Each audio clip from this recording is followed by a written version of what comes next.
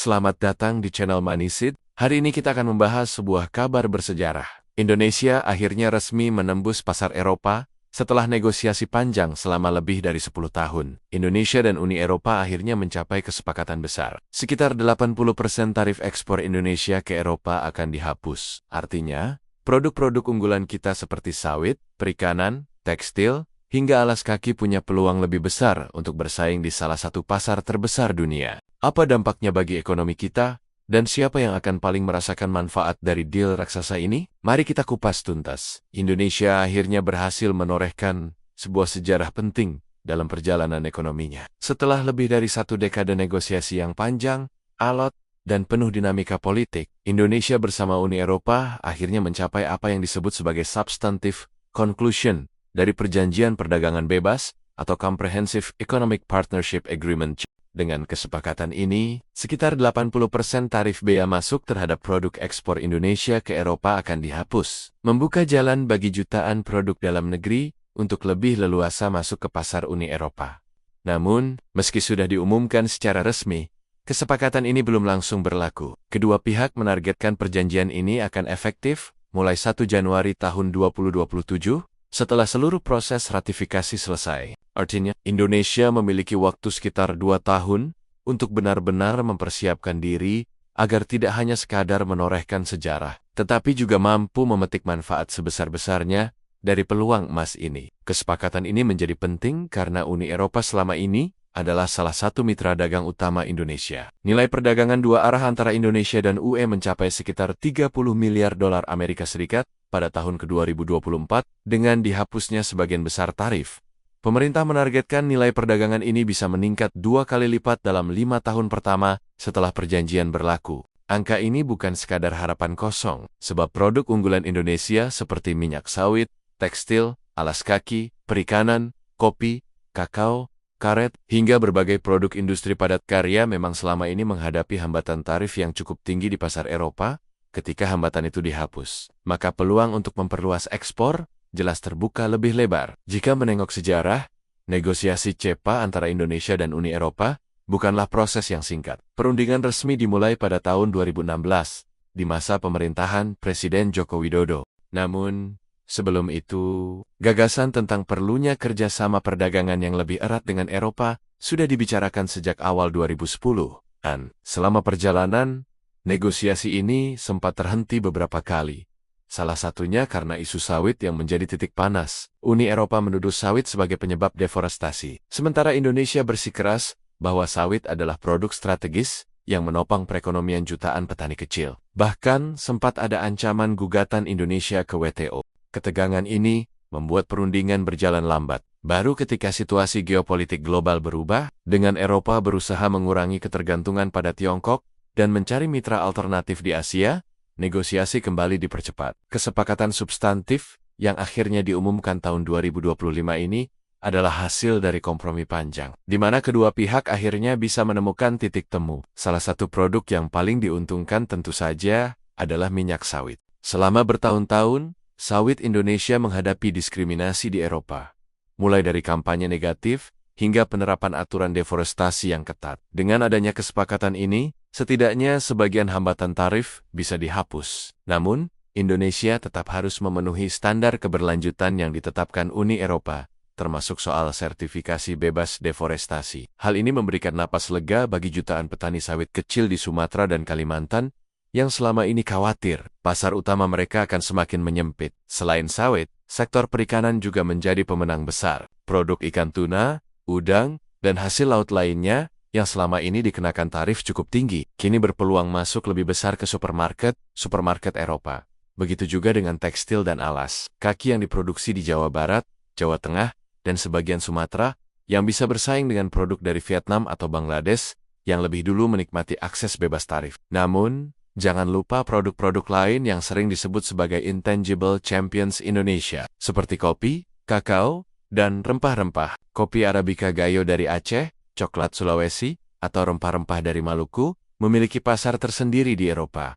Dengan penghapusan tarif, harga produk-produk ini bisa lebih kompetitif, membuka peluang lebih besar bagi petani dan eksportir kecil. Bahkan produk kayu olahan, dan furnitur rotan dari Jepara juga akan lebih mudah menembus pasar Eropa yang selama ini didominasi oleh produk Vietnam. Jika pemerintah mampu mendampingi pelaku usaha kecil agar memenuhi standar kualitas Eropa, maka UMKM dan koperasi pun bisa ikut menikmati manfaat besar dari kesepakatan ini. Kesepakatan ini bukan hanya soal barang. Bagi Uni Eropa, ada kepentingan besar untuk bisa masuk ke pasar jasa dan investasi di Indonesia. Dalam CEPA, Indonesia memberikan konsesi yang lebih luas untuk investor Eropa di sektor tertentu. Harapannya, aliran modal dari Eropa bisa memperkuat rantai pasok domestik, menciptakan lapangan kerja, dan mendorong transfer teknologi. Misalnya, investasi di bidang energi terbarukan, teknologi hijau, atau pengolahan mineral kritis. Indonesia yang kaya akan nikel, kobalt,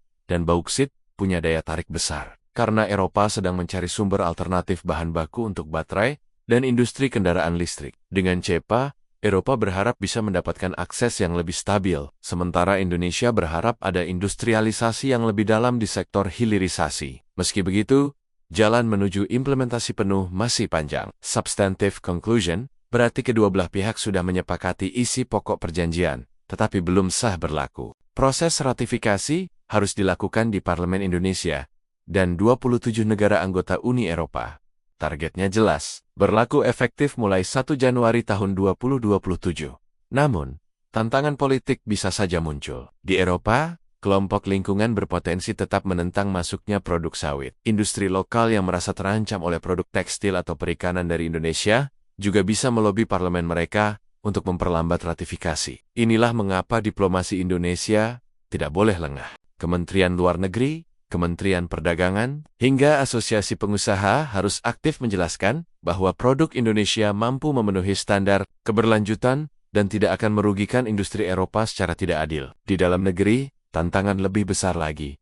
Menghapus tarif hanyalah satu sisi koin. Sisi lain adalah memenuhi hambatan non-tarif berupa standar teknis, kesehatan, keamanan pangan, dan sertifikasi lingkungan. Uni Eropa terkenal sangat ketat. Untuk produk makanan, ada standar residu pestisida, keamanan mikrobiologi, dan label gizi.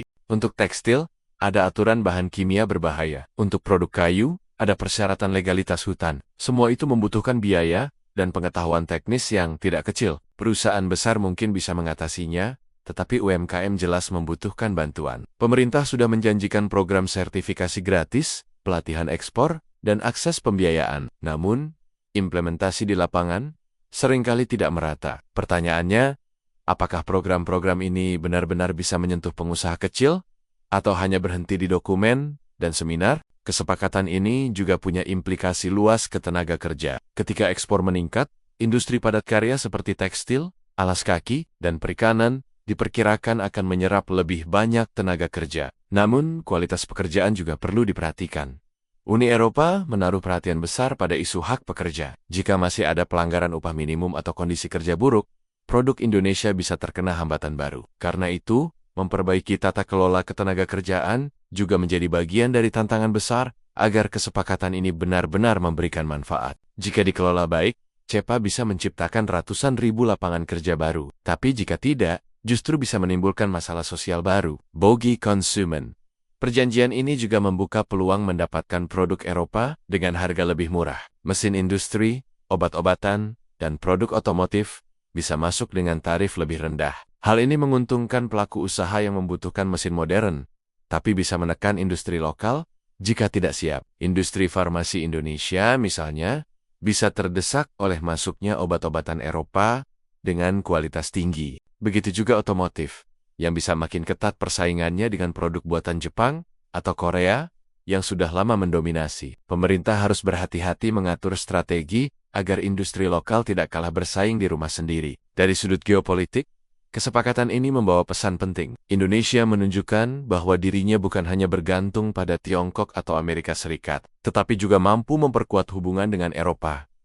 Diversifikasi mitra dagang adalah strategi cerdas untuk menjaga kestabilan ekonomi di tengah ketidakpastian global. Uni Eropa sendiri memang sedang aktif mencari mitra alternatif, apalagi setelah pandemi dan konflik geopolitik membuat mereka sadar betapa berbahayanya terlalu bergantung pada satu sumber pasokan. Indonesia dengan populasinya yang besar, kekayaan alam melimpah, dan posisi strategis di Asia Tenggara adalah mitra ideal. Dengan CEPA, posisi Indonesia di peta perdagangan global akan semakin kokoh. Namun, sejarah mencatat bahwa banyak negara berkembang gagal memanfaatkan perjanjian perdagangan bebas karena tidak siap secara internal. Proses birokrasi ekspor yang rumit, pelabuhan yang lamban, biaya logistik yang mahal, hingga korupsi yang menghambat. Jika masalah-masalah ini tidak segera dibenahi, peluang emas ini bisa hilang. Pemerintah harus melakukan reformasi birokrasi yang nyata, memperbaiki infrastruktur logistik, dan mendukung pelaku usaha kecil agar siap bersaing. Tanpa itu semua, CEPA hanya akan menjadi catatan indah di atas kertas tanpa manfaat nyata bagi rakyat. Kini,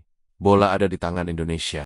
Dengan dihapusnya 80% tarif ekspor ke Eropa mulai 2027, Indonesia seakan diberi tiket emas untuk memasuki panggung besar perdagangan global. Bayangkan, dalam 5 tahun setelah berlaku, ekspor Indonesia bisa meningkat 2 kali lipat. Jutaan lapangan kerja baru tercipta, UMKM bisa menembus pasar Eropa, petani sawit, nelayan, dan pengrajin rotan bisa menikmati harga jual yang lebih tinggi. Bahkan pada tahun 2030, Indonesia bisa naik kelas menjadi negara berpendapatan tinggi jika momentum ini dimanfaatkan dengan benar. Namun, jika kesempatan ini disia-siakan, Indonesia hanya akan menjadi penonton dalam panggung besar global, sementara negara lain terus melaju. Kesepakatan CEPA dengan Uni Eropa adalah peluang emas yang datang sekali dalam satu generasi. Indonesia resmi menembus Eropa, tapi tantangan baru juga menanti. Apakah tiket emas ini akan mengantarkan kita ke masa depan yang lebih cerah? Atau justru hanya menjadi simbol tanpa makna? Semua bergantung pada langkah kita hari ini. Dunia sedang menunggu, dan sejarah akan mencatat apakah Indonesia mampu membuktikan diri sebagai kekuatan ekonomi baru di era multipolar. Itulah ulasan tentang kesepakatan perdagangan bebas Indonesia-Uni Eropa yang digadang-gadang akan mengubah peta ekspor kita ke depan. Dengan penghapusan tarif hingga 80%, jalan Indonesia menuju Eropa terbuka lebar. Tapi tantangan juga tidak sedikit. Semua bergantung pada bagaimana kita bisa memanfaatkan peluang ini sebaik mungkin. Kalau menurut kalian, apakah kesepakatan ini akan benar-benar menguntungkan rakyat kecil atau justru hanya menguntungkan perusahaan besar? Tulis pendapat kalian di kolom komentar. Jangan lupa untuk like video ini, share ke teman-teman kalian, dan subscribe ke channel Manisit agar tidak ketinggalan update terbaru seputar ekonomi dan keuangan. Sampai jumpa di video berikutnya.